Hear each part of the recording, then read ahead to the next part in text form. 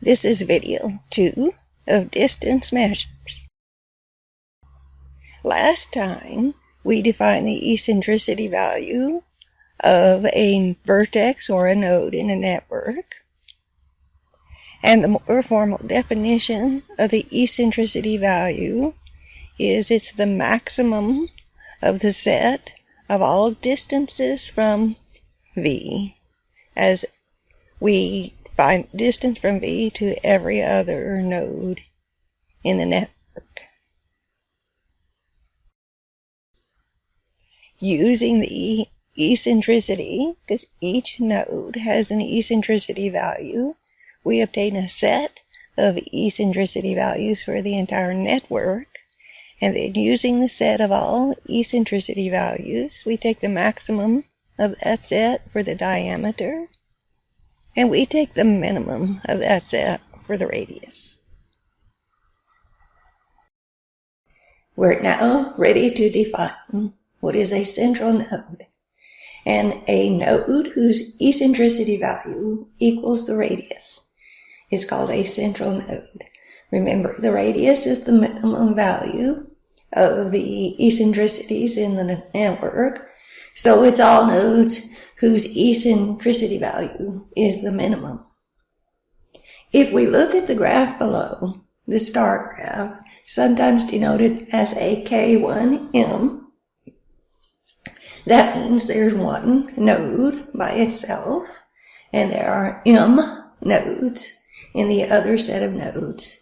And none of the M nodes are adjacent to each other. They're all adjacent to the one node in the other set.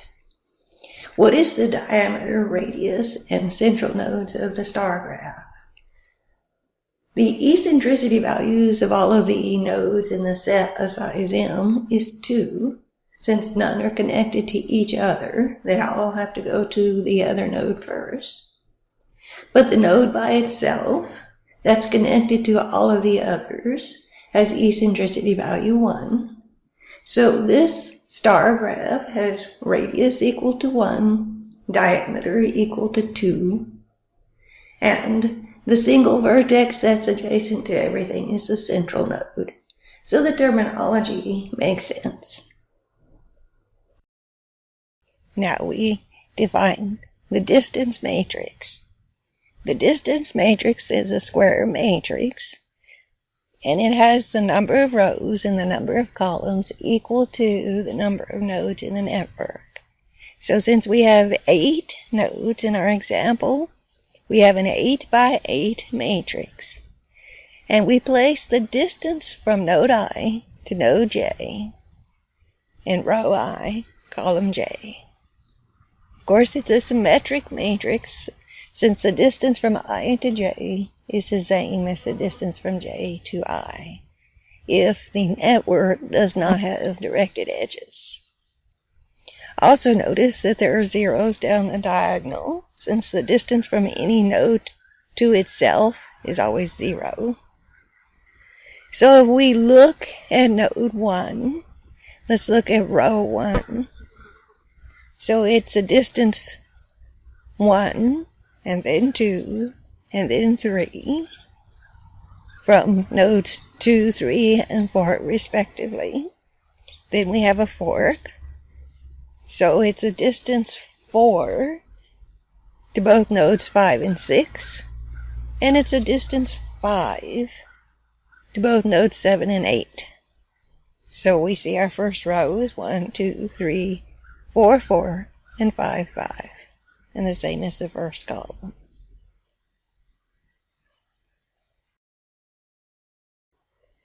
The distance sum uses the distance matrix. And the distance sum is the sum of distances for each node in the network. If we have the distance matrix, we can just sum the row, but we only want to sum each row to the right of the diagonal. If we sum every row in its entirety, because of the symmetry that we just mentioned, we will be getting twice the value that we need.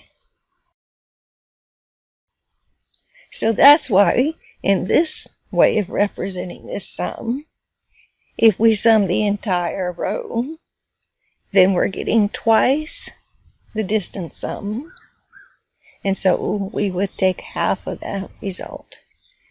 This is called the Wiener index. The sum of the entries in the distance matrix as you go along to the right of the diagonal, or to the left of the diagonal, or below the diagonal. You get what I mean. If you sum the entire matrix, then you'll have to take half. So, let's go back to our example. What is the distance sum, or the Wiener index, of this particular network?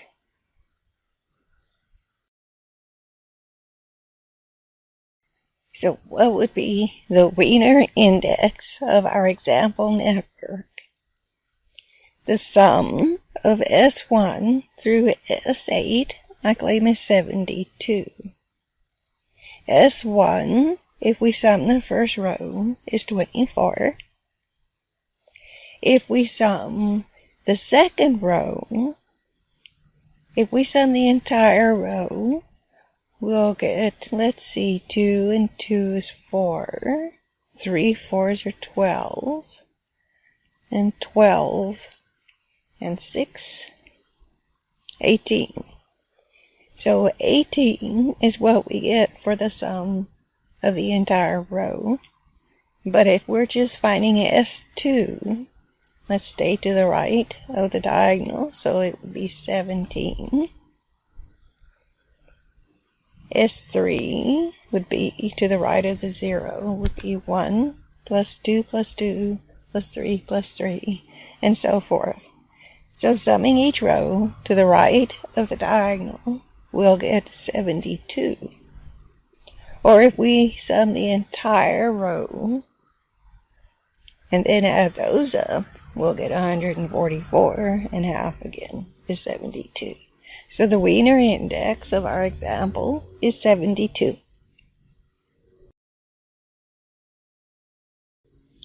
Now we can use the Wiener index to calculate the average path length. The average path length would be, as you expect, a standard average. So every path for every pair of vertices, we find the distance between any pair, and we add all of the distances between all the pairs, and then divide by the total number of pairs. That would be if we calculated the average path length directly. However, we know the Wiener sum, so we can find the average path length by saying it's twice the Wiener index divided by n times n minus 1.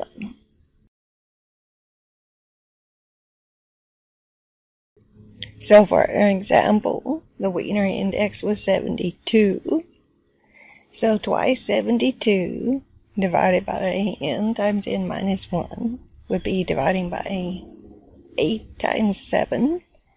And that gets us almost a little over 2.5. So somewhere between 2 and 3 on average is the length of a path if we choose any two vertices that on average will be going a distance of 2 or 3. Well, that seems reasonable. The longest distance is 5. And there are a lot of vertices that are 1 or 2 apart. So on average it's between 2 and 3.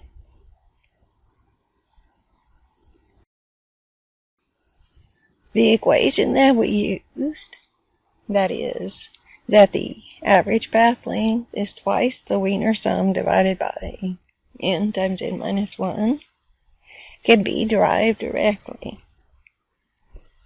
Since the Wiener sum gives us the sum of all path lengths, then we only need to divide by the total number of pairs of vertices. The total number of pairs of vertices is n, choose 2.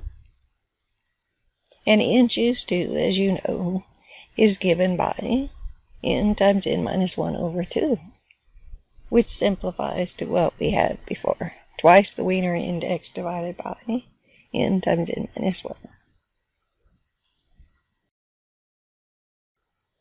There is an upper bound and a lower bound for all trees for the average path length. So any tree with n nodes, the average path can be at most n plus 1 over 3, and at least 2 times n minus 1 over n. We saw the star graph, the K1M, and as your graph size increases, that means the number of nodes that are 2 apart will increase as you keep increasing the number of nodes besides the central node that we saw. So if you have a very, very, very large star, you would think that on average you would travel a distance of 2. And see to the left we have 2 times n minus 1 over n. So if n is large, this number is close to 2. On the other hand,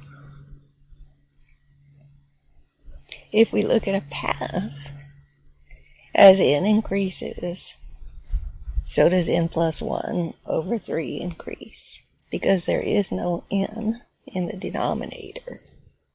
So as n increases, the upper bound increases, but as n increases, the lower bound stays fairly close to 2.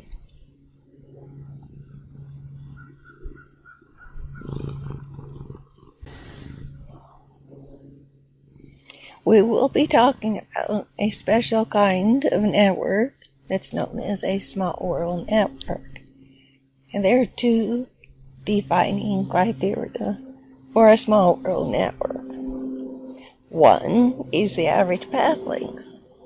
So a small world network is one that has a small average path length, hence the small world. Every node is connected to every other node via a short path. So we'll see the average path length again when we talk about the small world effect.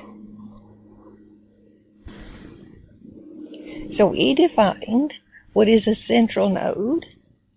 We talked about the distance matrix and distance sum and saw that that was the Wiener index. And we used the Wiener index to find the average path length.